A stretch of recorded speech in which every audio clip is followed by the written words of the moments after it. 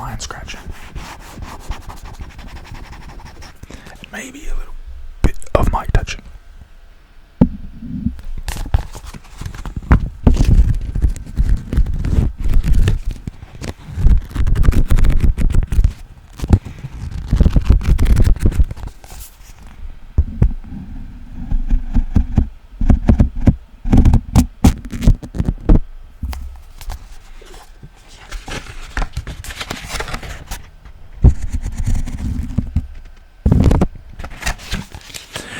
Let's get into it. Here's my book.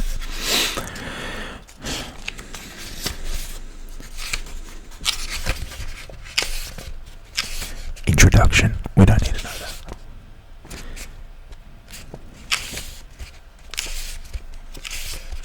Yes. Introduction. I'm going to try to find one that isn't too long to start with. This one's just called Song. Let's go with that. Let's go. Ready? Should I scratch the mic at the same time? Should I put on a funny voice? Should I do a Paul Giamatti? Let's just do normal. Okay, normal voice. So I'm gonna do some a little bit of scratch just to make it a little bit rhythmic, a little bit fun. Alright, ready? I saw thee on thy bridal day, when a burning blush came o'er thee, though happiness around thee lay, the world all love before thee. And in thine eye a kindling light, whatever it might be, was all on earth my aching sight of loveliness could see. That blush perhaps was maiden shame, as such it well may pass, though its glow hath raised a fiercer flame in the breast of him, alas, who saw thee on that bridal day when that deep blush would come o'er thee, though happiness around thee lay, the world all love before thee. I don't really know what that was about, but it made me intensely uncomfortable. So let's do a different one. Also, I'm pretty sure Edgar Allan Poe's wife was like his second cousin, and she was like 12. So, just in case you wanted to feel even more uncomfortable about what just happened here.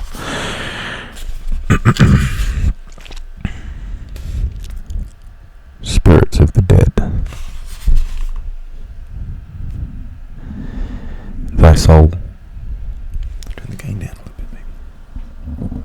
It's so high. Thy soul, thy soul, thy soul, thy soul, thy soul.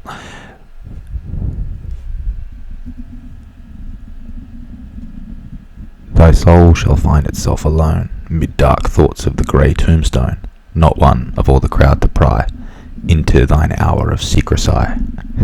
It says secrecy, but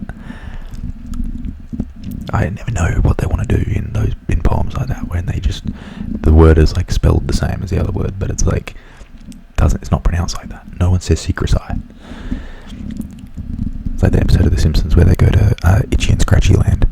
And he's like, welcome to Itchy and Scratchy Land, where nothing could possibly go wrong. Possibly go wrong. That's the first thing that's ever gone wrong. Be silent in that solitude, which is not loneliness, for then the spirits of the dead who stood in life before thee are again in death around thee, and their will shall overshadow thee. Be still. The night, though clear, shall frown, and the stars shall look not down from their high thrones in the heaven, with light like hope to mortals given. But their red orbs without beam to thy weariness shall seem as a burning and a fever, which would cling to thee forever. Now are thoughts thou shalt not banish, now are visions ne'er to vanish. From thy spirit shall they pass, no more, like dewdrop from the grass. The breeze, the breath of God is still, and the mist upon the hill, shadowy, shadowy, yet unbroken, is a symbol and a token, how it hangs upon the trees, a mystery of mysteries. That was kind of cool.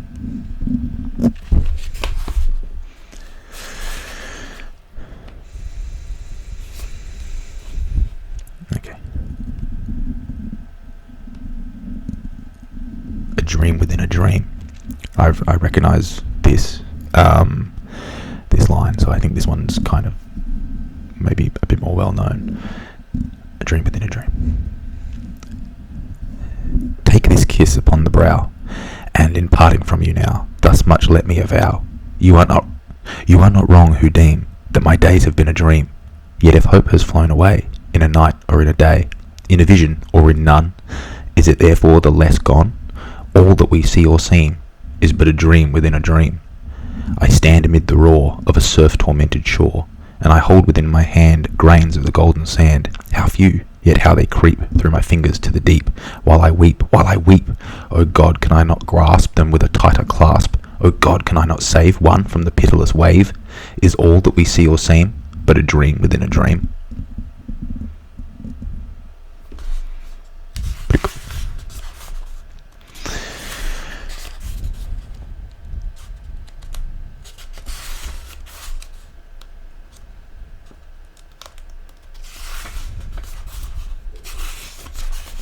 There are some that are just real long. I'm not going to do that to you. I'm not going to do it to myself. All right, romance. Let's see what old Poe has to say about romance. Romance, who loves to nod and sing with drowsy head and folded wing among the green leaves as they shake far down within some shadowy lake. To me a painted paroquet hath been a most familiar bird, taught me my alphabet to say, to lisp my very earliest word, while in the wild wood I did lie, a child with a most knowing eye.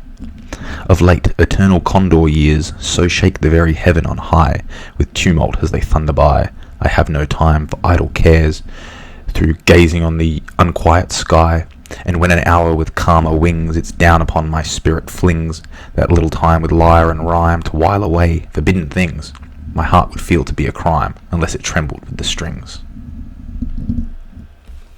Yeah, I got no idea what that was talking about.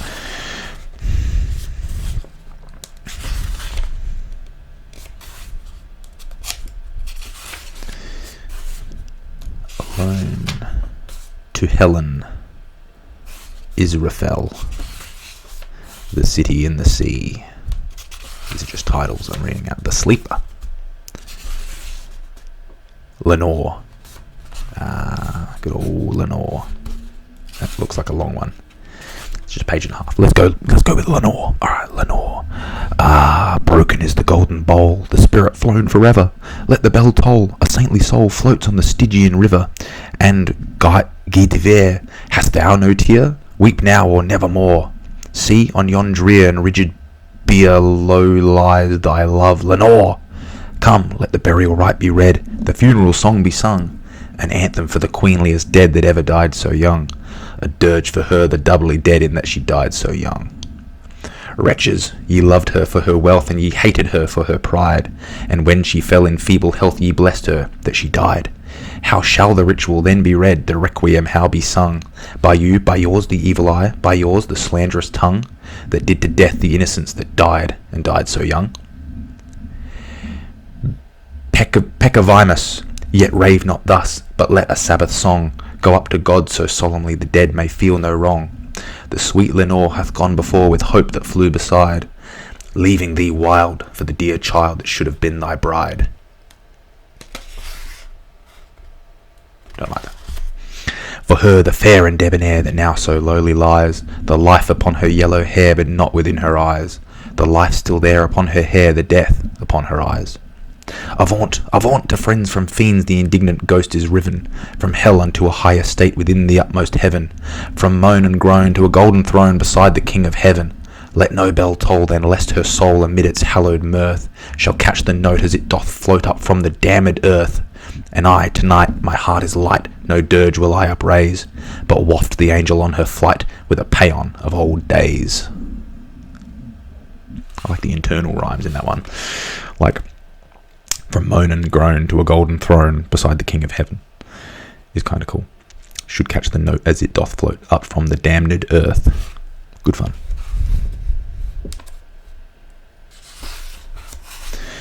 The Colosseum. 2-1 in Paradise. Hymn. To F. To F. I don't know what. Bridal ballad. I don't want to hear that. Sonnet. The Haunted Palace. Now I know the Haunted Palace.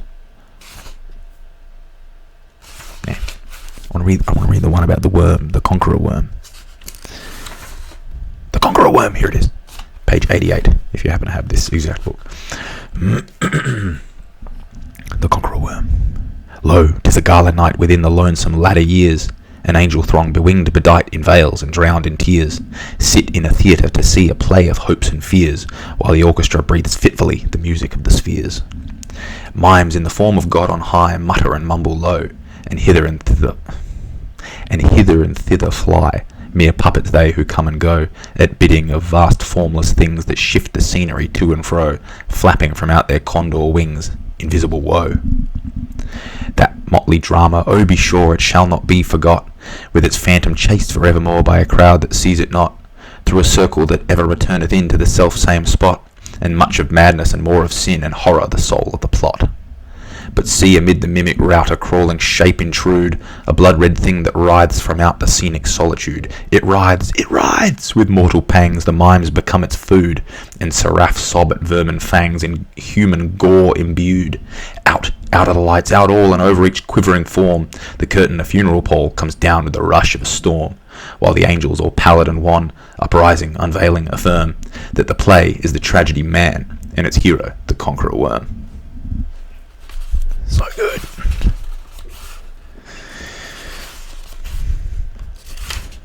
Yeah, we got the Raven, but it's so long.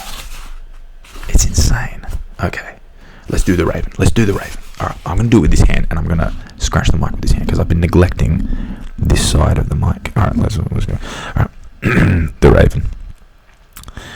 Once upon a midnight dreary, while I pondered, weak and weary, over many a quaint and curious volume of forgotten lore, while I nodded, nearly napping, suddenly there came a tapping, as of someone gently rapping at my chamber door. "'Tis some visitor," I muttered, tapping at my chamber door. Only this, and nothing more. Distinctly I remember it was in the bleak December, and each separate dying ember wrought its ghost upon the floor. Eagerly I wished the morrow, vainly I had sought to borrow from my book surcease of sorrow, for the lost Lenore. Lenore's back. For the rare and radiant maiden whom the angels name Lenore, nameless here forevermore. And the silken, sad, uncertain rustling of each purple curtain filled me with fantastic terrors never felt before, so that now to still the beating of my heart I stood repeating, "'Tis some visitor entreating entrance at my chamber door, some late visitor entreating entrance at my chamber door, this it is, and nothing more." Presently my soul grew stronger, hesitating then no longer. "Sir," said I, "or madam, truly your forgiveness I implore. But the fact is I was napping, and so gently you came rapping, and so faintly you came tapping at my chamber door, that I scarce was sure I heard you. Here I opened wide the door." Darkness there, and nothing more. Deep into that darkness peering, long I stood there, wondering, fearing, doubting, dreaming dreams no mortal ever dared to dream before. But the silence was unbroken, and the stillness gave no token, and the only word there spoken was the whispered word, "Lenore?" This I whispered, and an echo murmured back the word Lenore, merely this, and nothing more. Back into the chamber turning, all my soul within me burning, soon again I heard a tapping somewhat louder than before. "Surely," said I, "surely that is something at my window lattice. Let me see then what thereat is, and this mystery explore. Let my heart be still a moment, and this mystery explore. 'Tis the wind, and nothing more."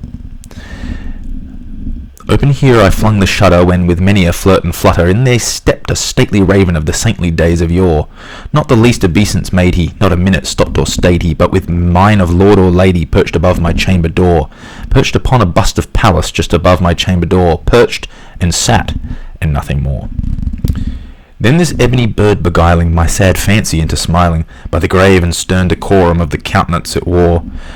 "Though thy crest be shorn and shaven, thou," I said, "art sure no craven, ghastly grim and ancient raven, wandering from the nightly shore. Tell me what thy lordly name is on the night's Plutonian shore."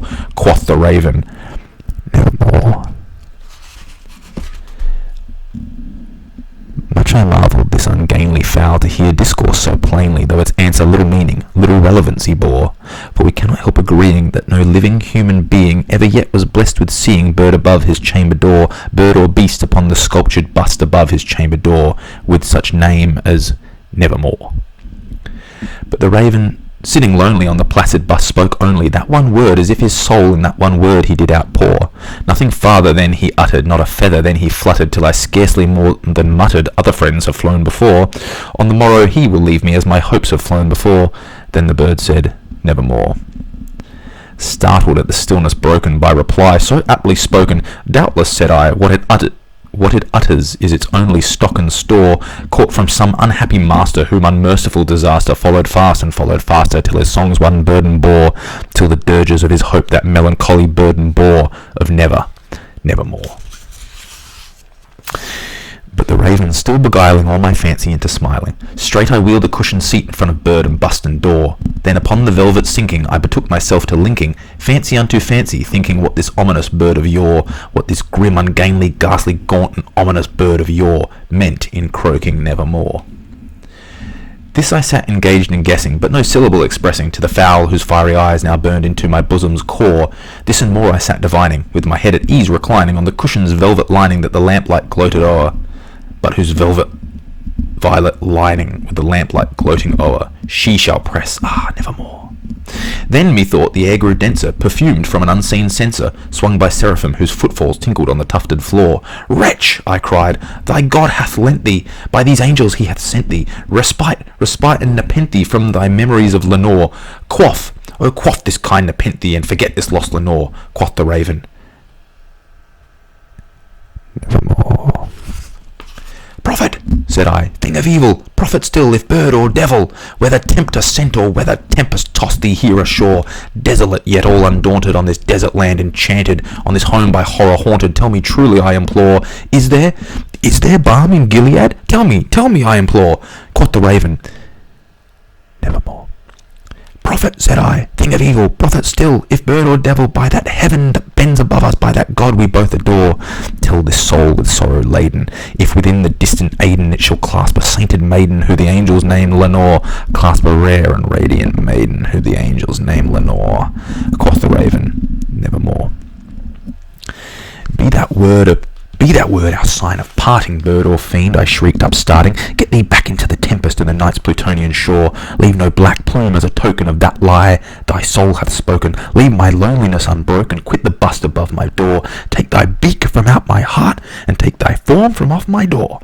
Quoth the raven, nevermore. And the raven, never flitting, still is sitting, on the pallid bust of Pallas just above my chamber door, and his eyes of all the seeming of a demon's that is dreaming, and the lamplight o'er him streaming throws his shadow on the floor, and my soul from out that shadow that lies floating on the floor shall be lifted nevermore.